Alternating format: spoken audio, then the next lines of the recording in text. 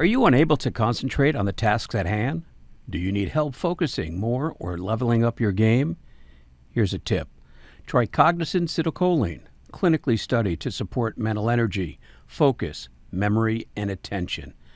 Cognizin supports brain health and supplies the brain with the energy it needs to stay sharp. Cognizin is a leading nootropic, featured in over 200 products. This podcast is powered by Cognizin. Visit cognizin.com to learn more and find a product to help you fuel your day. Ready to achieve great heights? Then you're in the right place. Welcome to Power Your Performance, the podcast where we dive deep with leaders in the gaming world and beyond and learn the techniques they use to power their lives. I am your host, Gary Kleinman. Welcome, Eric Yoon, founder, president, chief guru of Esports TV, or as ESTV.co. Welcome. Hey, Gary. Hey, thanks for inviting. It's good. Glad to be here. And so, give me the elevator ride pitch, and as many floors as you want to use to tell the story of Eric pre-esports and then ESTV, because I'm familiar with the ride and the road and the bumps and the obstacles and everything else, and incredibly proud of you, my friend, of where you are now. But before we get to that, let's go back in time and why in the heck did you do it? I appreciate that. Personally, formerly I was a banker for Merrill Lynch and UBS and a middle market lender for the City National Bank and a First Interstate. And I was on a media entertainment sector, did a Asian sector for the radio, TV, newspaper, consulting, buy side, sell side. And then got into the broadcast business through the International Media Distribution, which is a wholly owned subsidiary of a Comcast NBCU. And they wanted to launch a Korean channel to service their cable subscriber. So we met, formed a partnership back in 2004, launched the cable broadcast basic channel in 2005. And so we currently own and operate six linear 24/7 channels. Two are cable. We broadcast all the way out to Guam, Alaska, Hawaii, mainland U.S., and we have deals with every cable operator in the U.S. And the second cable channel is to service the Asian American with the Korean content, as well as, Korean drama, from the Squid Game from Netflix, as well as K-pop is doing phenomenal in the mainstream area. So we launched that second channel to service the Korean Asian American in 2000. I believe it was 2006, and then we launched the TV K-pop on-demand service in 2010. And when we first launched the Korean channel, we had 1 to 2 hours of esports gaming content. Yep. As you know, the esports gaming was born out of Korea back in 1980s from StarCraft League, and we knew the area or the space a little better than anybody else, and we were able to secure content deal from Korea, and we scheduled it about an hour to 2 hours early morning, and there was a lot of viewers, but the market wasn't ready for it. And in 2017, we saw the major sports franchise were getting into the esports by buying esports team. And I said, hey, I think it's the right timing. So I put the team together, put the plans together, launched the ESTV, now the world's leading 24/7 esports gaming channel, on May 23rd of 2019. So we're just under 3 years, but we broadcast all the way up. In 46 countries now. Fantastic. We're available on every major platform, including all the connected TV, smart TV, Samsung TV Plus, LG, Vizio, TCL, Hisense. Latest one is Xiaomi, so on and so forth. And the largest OTT platform like Roku, Live TV, as well as the Sling TV, Plex, Red, continue to add on more stuff on it. Distribution partner. Way I learned this business as a broadcaster from Comcast is distribution is key to success. You worry about the content later, and once you develop the distribution network, the content will flow in. And that's exactly what happened. Currently, our content partnership is over 100 from globally, and we have 10 different sim racing channel partners globally, as well as we set up during the pandemic in 2020 when all the traditional sports were down for from the college side. We actually were contacted by one of the conference called the NECC, New England Collegiate Conference. They started with 10 or 12 universities. Now there are over 120 universities underneath them. And then we structured and formulated and developed the collegiate esports platform. And we added on another partner called the CSMG, Collegiate Sports Management Group. And they do the Esports University, Esports U. And then they manage about 24, 26 conferences, a couple hundred universities. So right now we're up to like 28 conferences, close to 1,000 universities that streamed to ESTV. And we were very fortunate through the CSMG partnership. They introduced us the High School Esports League, which is managed by Generation Esports, and they manage around 3,000 high schools. So we built a very nice infrastructure from the middle school to the 2-year junior college to 4-year universities. So that is one area that we focus on. And the other is a racing part. As I mentioned earlier, that we have a 10 different sim racing channel partnership. And top of that, we brought in a Drone Champions League, which is the largest drone league out of Europe. DCL. They're also a publisher. Their game is available on a PlayStation and Xbox. So we do both the personal first-person view drone racing, actual one, as well as a virtual one. And then during the pandemic, a lot of people were working on a home, and they needed exercise, so they were getting on a bike. And then we were able to bring in a cycling racing into our stream. So the U.S. Cycling Association is partnered with the Echelon, and we stream the cycling racing as well too. So within this racing category, we do the sim racing to the drone racing and cycling. And the latest edition, fourth one, is a motorcycle. In its sports, we just did a partnership with the Steffi, and we're bringing on a motorcycle racing as well too. So a lot of the traditional sports are now getting into the esports, and which is really good to expand and grow the esports community and the space. So on a daily basis, we bring in a live stream, new content, minimum 12 hours a day. Everybody's pushing into us, and they want to be part of our ecosystem. And on a busy day, we'll do about 24 to 36 hours easily of new content. So I decide to launch 3 additional channels because there was abundance of content that we're aggregating and then also producing. So right before the holiday in 2021, a few months ago, we launched the ESTV Plus app, which is available worldwide. And 2 weeks ago, we launched the 3 additional channel, ESTV Racing, ESTV College, and ESTV High School, to give our users and viewers to be able to stay in our ecosystem and do a channel surfing within our app, from the flagship to racing to college and high school. And then also it gives the global brand or the agency a very targeted demographic to target their audiences or their sponsors or advertisers.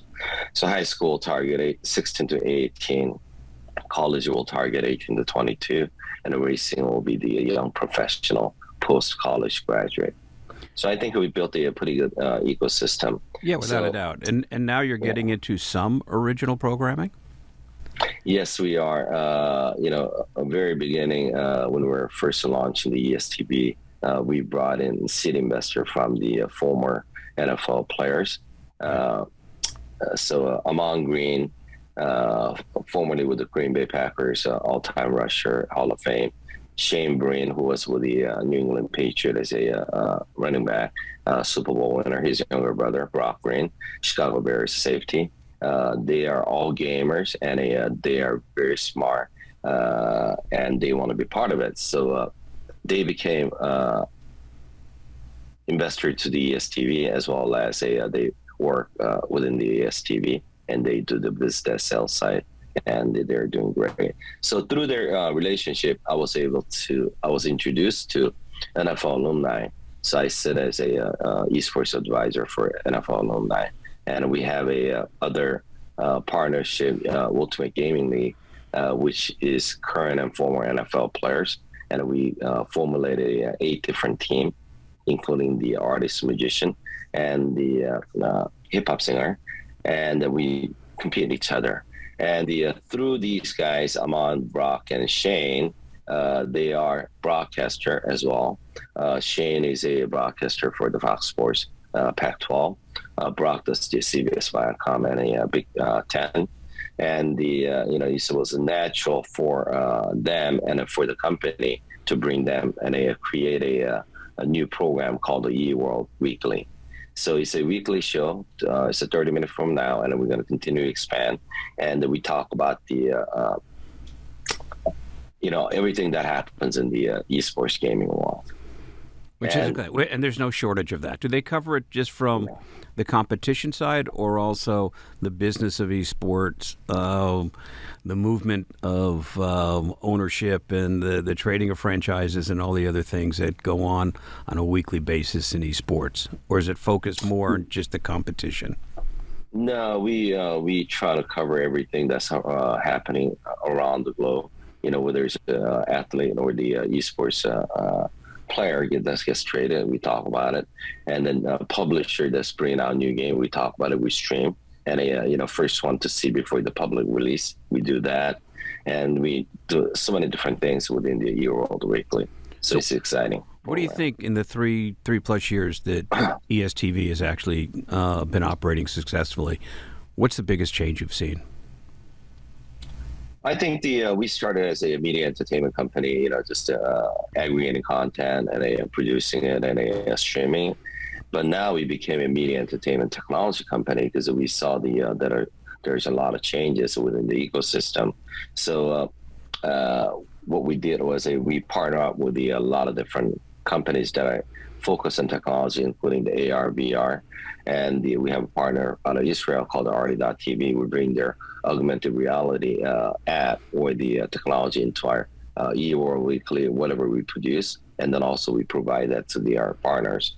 And on the virtual side, VR side, we partner up with the Noitem Studio, who is a mocap manufacturer, and they have a VR studio in Burbank. And we utilize their studio to create the VR content, and that's going to be making a difference. So we created Avatar, ESTV Avatar, and continue to develop new things. So what do you think happens with esports, ESTV, and the metaverse? You know what? That's a big secret, but I'll tell you. We can't get away from it. Whatever the consumer demands are, and where the technology goes, we have to be part of it. So we're continuing to develop a different way to do this. And that was the main reason that we partnered up with a VR studio, because the metaverse is all virtual reality. Right. And we want to be the forefront of that. So we will create our own ESTV esports arena within the metaverse, and it will compete within that space. And then also, I want to mention that we also partner with the blockchain companies. So ESTV Plus app is a blockchain-backed technology app. And what we did was we partnered with the Nodle.io, Nodle, and they are a IoT of a Bluetooth. Basically, there's so many different assets or the data that flows around. and nobody really got to monetize it and be able to utilize that. So they develop an app. When you download our app, it already has a Nodal SDK ingested in there, or download the Nodal app, then your phone becomes a node. And so anything that surrounds your phone that is a Bluetooth, all the data or the assets get gathered in, and we take the privacy as top secret, top priority, and we don't take their personal information. It's just that we just gather all the IoT Bluetooth devices Very that surrounds it. So would power your performance. So it's a watch and earn, yeah. Yeah. So it's a watch and earn, yeah. Yeah, there's a lot going on. I mean, it's fascinating. I mean, everyone, as soon as something comes in like NFTs and what have you in the metaverse, everybody's jumping to try to figure it out in the wild west. But a lot of what we care about and what we look at is health, wellness, and nutrition through the lens of gaming. With all these tournaments that you see and all the content across all the verticals, where are you guys saying health, wellness, and nutrition as even a topic of conversation? Are gamers getting used to it? Do they need education? And as a platform, would you like to create content that addresses that? I think that's absolutely the most top priority and a most important thing. In order to have the player or the esports to have a longevity, you got to make sure that your players, the gamers, are taken care of, and the health is the most important thing. I mean, any sports, health is the top of the list. If you have a star and if he's out because of the illness or the with arthritis or the pain, you can continue, and then those influencers of the top gamer will continue to grow this space.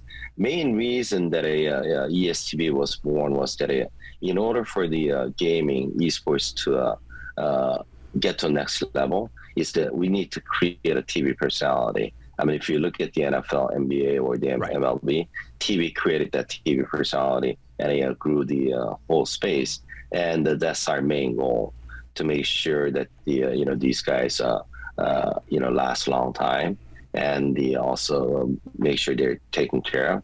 So the health, nutrition, everything is very, very important. I mean, Aman will speak. I know. And I was going to mention, Aman and I have spoke on other podcasts together about him taking what he learned at football and training and nutrition and sleep and weightlifting and everything else to Lakeland University. But is he on the unique side of that? Do you see all these? Because you intersect with lots of different activities and leaves from racing, both on cycle and cars, and the traditional esports competition on Call of Duty and everything else. Do you see what Aman's doing being replicated in other leagues, or is it still too early for them to embrace it? I mean, Aman will speak for himself, but definitely it is a very important part. I mean, whether you are NFL very physical, traditional athlete, gaming takes just as much as no question.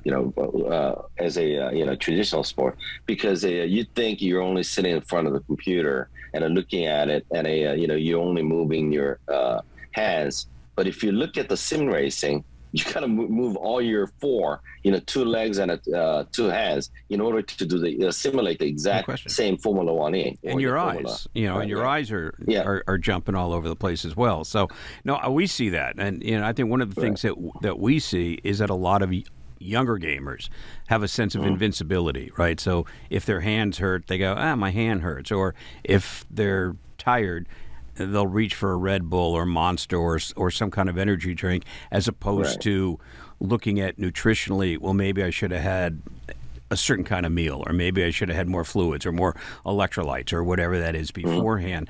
And I guess the question is, do you see yourself creating content or working with content producers to disseminate the value of good nutrition, the value of stretching and weights and everything else for a gamer? Absolutely. I mean, if I can find a right person or the right production company or the studio to create this, education is the most important thing. I mean, on any sector or the community that you're trying to build, you have to educate the people the right way, and then also to embrace those people. Just like what I do with the partnership, I embrace every one of them. Everybody's invited into the ESTV ecosystem. So if there is a partner that I find, or if I can create the right formula or the right programming to tell the the health segment, that'll be great. I mean, we do have a law and legal partner that we brought in all the law professors and lawyers, and who writes on our ESTV.co website.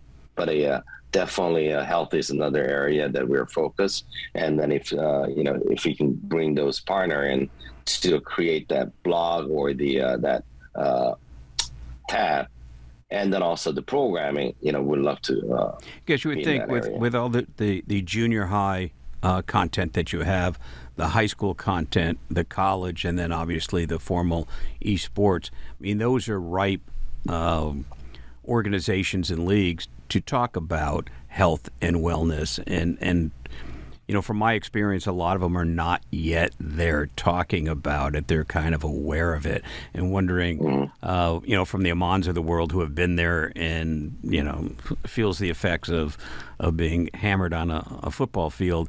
How do we get the junior high, the high school, and the colleges to truly embrace health, wellness, and nutrition from an ingredient standpoint, from a food liquid standpoint, as opposed to meal replacement, which generally is just dense calories and not much more. And as a leader in this space, figure it's a good opportunity, and it's certainly critically important for the longevity of the gamers. Most definitely, and I think that's why the influencer or the top player plays a critical role. How do they become that top level player, and how do you keep it going? And then utilizing those influencer or the top athlete to talk about it. I think that'll be the huge difference. Because it would be. But traditionally, and maybe you see it changing. And you referenced it with the NFL, was really built on personality, right? That they were hero players, right? Right. And there really aren't that many in esports. It seems like the teams are transient and they flip quickly, and somebody's here and then the next season they're gone. How does esports hold on to players, help them create a personality and longevity, as opposed to the transient, they're gone next season? I mean, any business, you have to really take care of your partner or your player or the team. It's all about the team playing, right?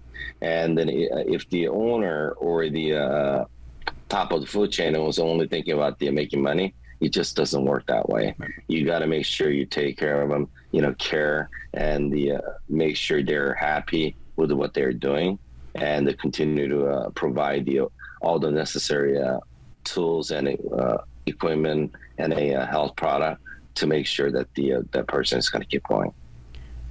If you predict over the next 2 or 3 years, what's next in esports? I don't know. I mean, this is changing so fast. I'm more on a media entertainment side, and I'm trying to provide the best content and programming to our viewers and users. But I think the metaverse could have changed things around, because it is a game. When you play game, it's all about the graphic, right? And the stories. So I think it could be that you meet in the metaverse, you play. Right now we're playing virtually. I mean, literally. No question. Because of the pandemic. So I think the metaverse might be the big game changer down the road, and the publisher continue to develop the top games. And whoever's gonna control that space is gonna come out pretty. I think one of the interesting things that I see from the game development standpoint is the tools are so readily available for independent game developers, so that the Riots, the Activisions, don't necessarily have the market cornered on what might be the next best game. Yeah, I think the Epic bringing out Unreal Engine made a game changer for everybody. You have the tool now, you have the template, you have the even our metaverse or the VR, we use Unreal Engine behind it to create those avatars. Yeah. Yeah, so it just opens up massive opportunity for the independents that don't have the same infrastructure. They can do it from any country in the world. I mean, it's which also raises something. So in all your distribution across all these different countries of 46 plus, is most of it English based? Is that all English first in gaming, that you don't have to do local language? That's a very good question. Yes, we're currently streaming on all English right now.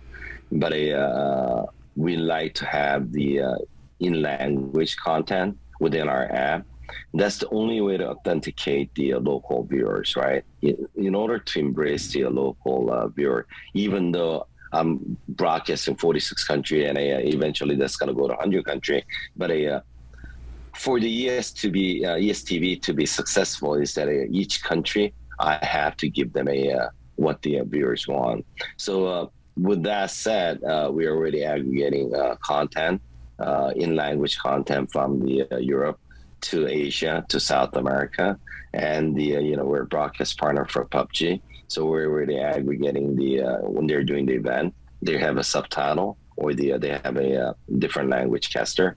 So those will be going into the ESTV Plus app, sort of like a Netflix, right? Right. You see Korean dramas, French movies, and English movies as well. So that's what's going to happen. And since it's worldwide in every single country, that's kind of a massive undertaking, right? To localize and to take, because the content has value just inherently in the content. It's just the communication of that content to local, which is. I think I think we are kind of fortunate that we're in this space because the music and gaming is a universal language.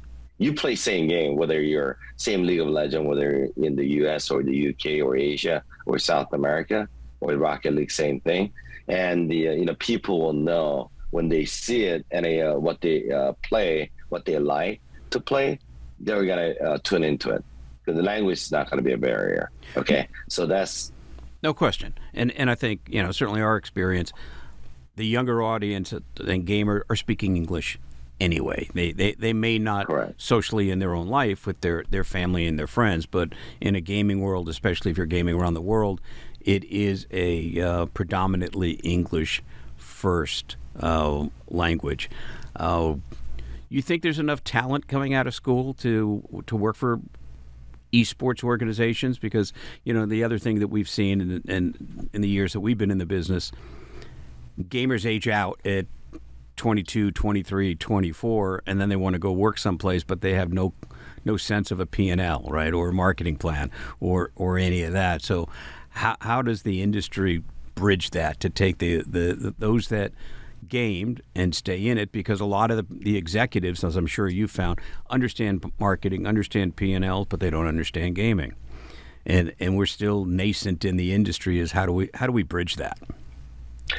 I think from 3 years ago or 3 years ago from today, we had made a lot of development because the colleges are starting to embrace. I mean, if you look at every college, there is a esports team, or some are even having courses, or some are actually giving out scholarship, and that's going to continue to grow. Whether you do esports gaming on a management or the player side, I mean, there's so many different sector within the space that you can get into it.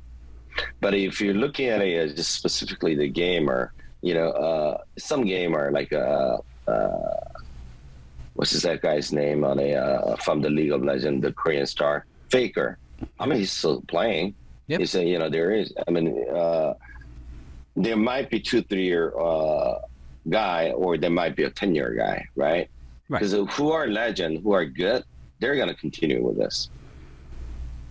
Just like any sports. And they're the reason that a lot of young people want to stay in the industry and grow and learn and what have you, which is fantastic. So it's an exciting future. You're at the center of it. What do you like most about it? I like the challenge. Every day I wake up early in the morning just to, get my boots on and get going, and closing those deals, and making sure that we continue to expand our territory where we broadcast. That gives me a great feeling, as well as working with so many different people, so many different partners. Including you, Gary. And I know that.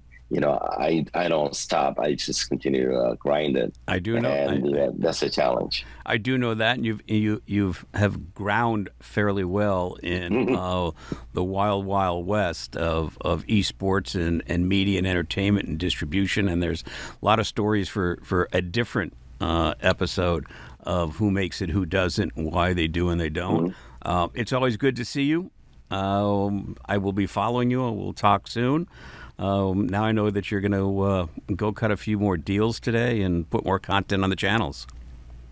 Hey, thanks for inviting me. It's great to be here. And I know, Gary, you are a go-getter, and you're going to continue to do well. So hopefully we'll put some of your content on the ESTV. Yeah, we'll make some help that one. Okay, sounds good. Have a good one, dude. Good to see you. All right, thank you. Bye. Cheers. Okay, bye. Thanks for listening.